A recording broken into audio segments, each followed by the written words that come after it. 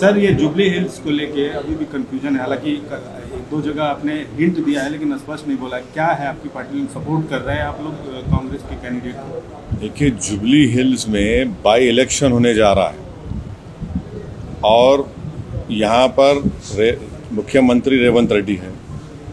तो by election होने जा रहा है जिससे ना सरकार बदलेगी, ना सरकार गिरेगी, ना बनेगी। तीसरी बात यह है कि जो बीआरएस के एमएलए थे जो आज इस दुनिया में नहीं है, 10 साल उनको जुबली हिल की जनता ने मौका दिया और उन्होंने उसको पूरा खो दिया। मुख्यमंत्री बीआरएस का, ये विधायक वहाँ के हैं। आप जुबली हिल के नाम से लोग समझते हैं कि बड़ा पॉश इलाका है, ऐसा नहीं है। बहुत स्लम्स है और वहाँ पर हर वार्ड में कोई डेवलपमेंट का काम उन्होंने नहीं करवाया, बल्कि उनके दौर में कई लोगों पर तकालीफ दी गई, कई लोगों को डराया धमकाया गया और ख़ुद उन्हीं के पार्टी के कई लोग विधानसभा छोड़ के चले गए थे। तीसरी बात यह है कि डेवलपमेंट के नाम पर वहाँ पर वोट पड़ना चाहिए।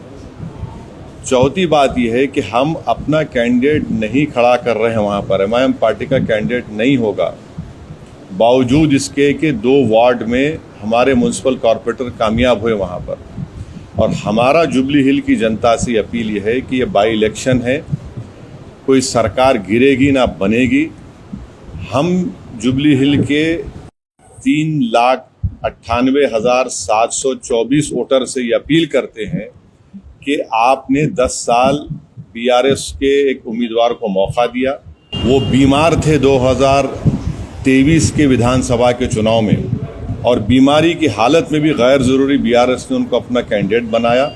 मगर अब की बार वो एक जुबली हिल की डेवलपमेंट के लिए तमाम वोटर से अपील कर रहे हैं कि वो एक नौजवान नवीन यादव को अपने वोट दें ताकि वो जुबली हिल में डेवलपमेंट ला सके। नहीं, फ़र्क है कैंडिडेट। सवाल ये उठ रहा है, सवाल उठेंगे उसका नहीं है, मगर आपको पार्टी का जो फैसला है वो सुना रहा हूँ। पार्टी का फैसला यही है। और आखिरी बात, बीजेपी का वोट परसेंटेज बढ़ गया। कैसे बढ़ा? 2023 के तेलंगाना के विधानसभा में बीआरएस पार्टी का वोट था 37%। 4-5 महीने के बाद जब पार्लियामेंट के इलेक्शन हुए, बीआरएस का वोट हो गया 15%। ये जुबली हिल सिकंदराबाद पार्लियामेंट कॉन्स्टिट्यूंसी में आती है।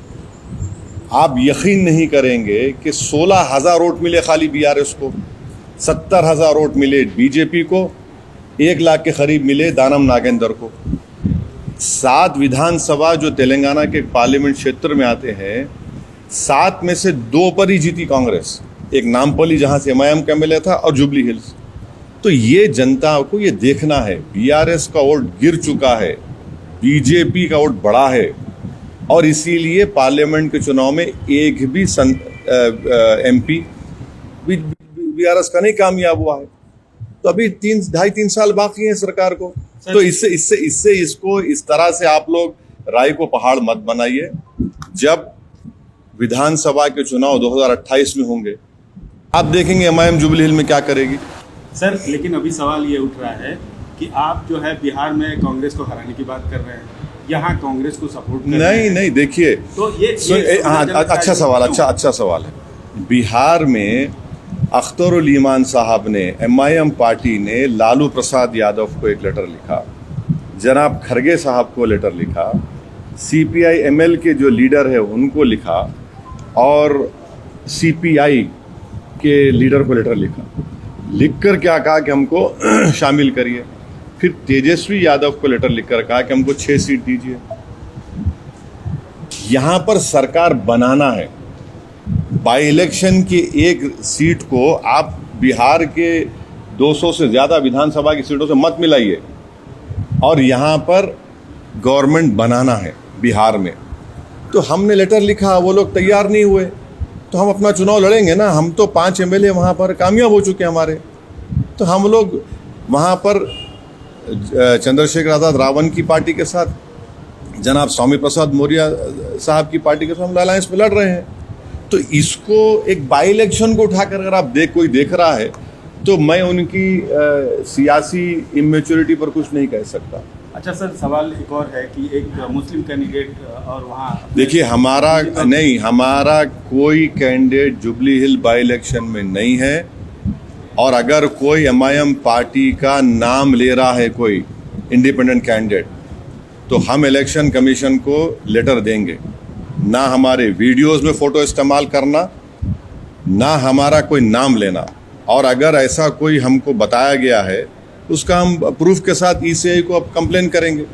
नहीं, आप चूंकि माइनॉरिटी की तरफ से एक तरह से इस चुनाव में रिप्रेजेंट कर रहे हैं, उनको सपोर्ट कर रहे हैं, एक माइनॉरिटी लीडर के खड़े होने, छोड़ दीजिए ना, वो छोड़, ऐसे बहुत लोग आते हैं, आते रहेंगे, उससे फ़र्क नहीं पड़ता। ऑफिशियली जो हमारा स्टैंड है वो चुका है, बोल चुके हैं आपके सामने। अब कोई गलत इस्तेमाल कर रहा है, अब बाज़ लोगों को क्या होता है कि ये लोग खुद में इतनी सलाहियत नहीं होती है, तो ये गैर ज़रूरी के हमारी तस्वीर को कोई वीडियो निकाल के आउट ऑफ कंटेक्स्ट लगा देना, ये गलत है। ये